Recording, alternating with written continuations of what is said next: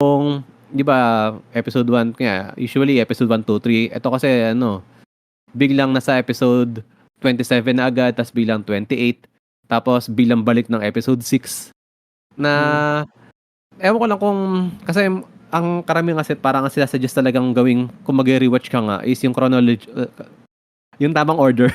Haruhi order na lang. Dito lang mabanggit eh. Yung Haruhi order na lang ng panoorin kasi nga yun yung mas madaling panoorin. Kasi Mm. yung isa talagang ano eh, parang mangangapa ka pa. Like, dito sa episode na to kasama na nila si ano, si Koizumi. Tapos Mm. may mga pinapakita silang parang flashback lang na nangyari. Pero nung pinanood ko tong broadcast order, parang ewan ko baka dahil ano din ako, parang gusto magpaka-unique. Parang mas na-enjoy ko to. Ito may minention si Mike dito, may satisfaction daw kasi sa ano, Fion's order na, ay puta kaya pala, moments daw. May Hmm. mga reveal kasi dun. Kasi